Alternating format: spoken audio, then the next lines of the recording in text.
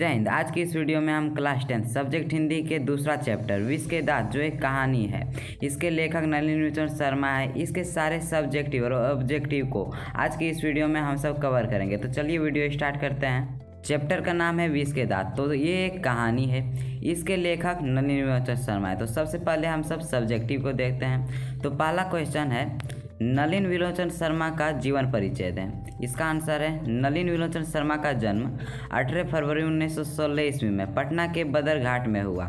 माता का नाम रत्नावती शर्मा था। सन 1959 में वे पटना विश्वविद्यालय के हिंदी विभाग के अध्यक्ष हुए और इनका मृत्यु 12 सितंबर 1961 ईस्वी में हुआ। यह कहानी विष के दांत तथा अन्य कहानी नामक कहानी संग्रह से ली गई है।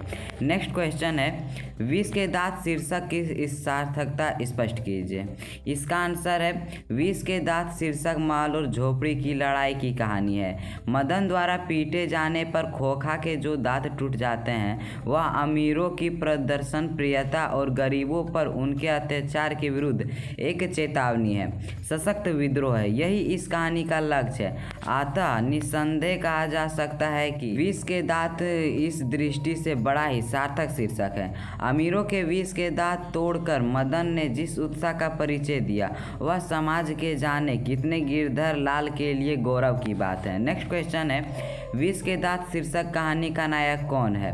तर्कपूर्ण उत्तर दे। तो इसका आंसर है, विष के दांत एक कहानी है जिसमें समाज में व्याप्त विषमता को दर्शाया गया है। इसमें दिखाया गया है कि संपन्न, समृद्ध या वैभवशाली व अहंकार बस अपने अधीन कार्यरत वर्ग को दबा कर रखता है। दबा हुआ वर्ग अपने स्वामी का हाँ में हाँ करता है।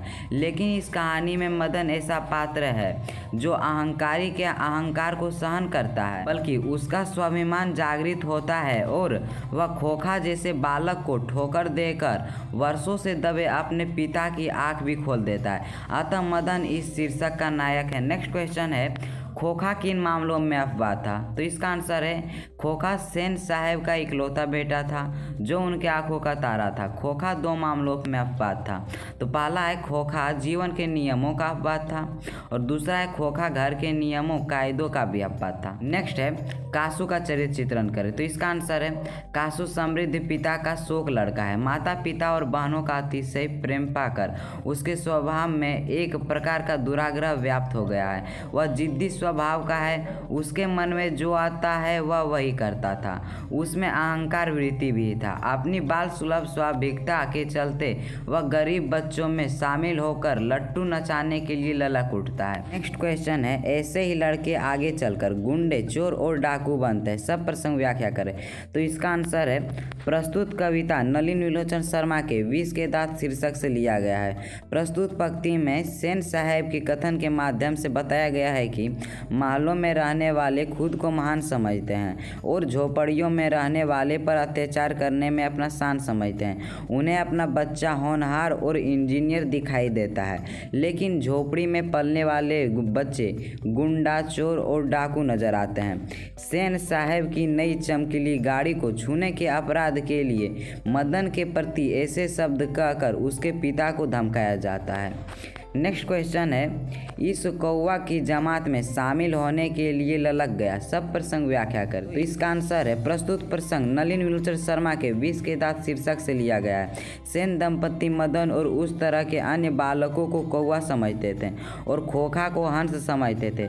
एक दिन खोखा गली में खेलते हुए मदन और उसके साथियों के बीच पहुंचा।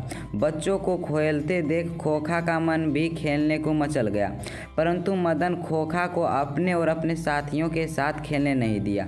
लेखक के अनुसार उस समय ऐसा लग रहा था कि हंस कौवा की जमात में शामिल होने के लिए ललक गया है। यदि ये सब क्वेश्चन आपको समझ में नहीं आ रहे हैं तो सबसे पहले इस चैप्टर को आप पूरे डिटेल पूर्वक पढ़ ले, तो आपको ये क्वेश्चन बहुत ही आसान लगने लगेंगे।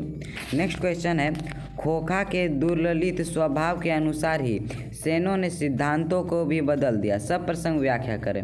तो इसका आंसर है प्रस्तुत अंश नलिन विलोचन शर्मा के विष के दांत शीर्षक से लिया गया है। सेन दंपति अपने लड़कियों को सभ्य और संस्कार का पाठ पढ़ाते थे, लेकिन जब खोखा का जन्म हुआ तब उसका लालन पोषण बड़े लाड़ प्यार से किया। मोटर गाड़ी में खोखा जब कुछ हानि भी पहुंचाता था तो उसे इंजीनियर के रूप में देखा जाता था। खोखा के लिए शिक्षा के सिद्धांत भी उसके स्वभाव और व्यवहार के मुताबिक बदल दिया गया। नेक्स्ट है लड़कियां क्या हैं? कठपुतलियां हैं और उनके माता पिता को इस बात का गर्व है। सब प्रसंग व्याख्या करें। इसका आंसर है प्रस्तुत पंक्ति विष के दांत शीर्षक कहानी से लिया गया है, जिसके लेखक नलिन विलोचन शर्मा जी हैं। इसमें सेन साहब के लड़कियों के विषय में चर्चा किया गया है। उनके 5 लड़कियां थी। तो ये आपके ऑब्जेक्टिव में पूछ सकते हैं कि सेन साहब की कितनी पुत्री थी, तो उनके 5 लड़कियां थी। पांचों सुशील और तमीज की जीती जागती मूर्ति थी। सेन दंपति ने उन्हें क्या करना चाहिए और किस जगह क्या नहीं करना चाहिए की बात सिखाने पर अधिक ध्यान दिया। उनकी लड़कियां कठपुतलियां मात्र बन कर रह गई है और यही सेन दंपति के लिए गौरव की बात है। तो अब यहाँ से आप सभी का ऑब्जेक्टिव शुरू हो जाता है। तो पहला ऑब्जेक्टिव है विष के दांत कहानी के रचयिता कौन है? तो इसका आंसर है नलिन विलोचन शर्मा। नेक्स्ट है सीमा, रजनी, आलो, शेफाली, आरती पांचों किसकी बहनें थी? तो ये पांचों खोखा की बहनें थी। नेक्स्ट है सेन साहब खोखा को क्या बनाना चाहते थे? तो इसका आंसर है इंजीनियर। नेक्स्ट है सेन साहब की नई मोटर कार कितने की थी? तो इसका आंसर है 7,500। अगला सवाल है सेन साहब के आंखों का तारा कौन था? तो इसका सही आंसर है खोखा। नेक्स्ट है नलिन विलोचन शर्मा का जन्म कब हुआ? तो इसका आंसर है 18 फरवरी 1916 ईस्वी में। नेक्स्ट क्वेश्चन है खोखा के दांत किसने तोड़े थे? तो इसका आंसर है मदन ने। 17वां क्वेश्चन है किसके अनुसार सेनों ने सिद्धांतों को भी बदल दिया? तो इसका आंसर है खोखा के लिए।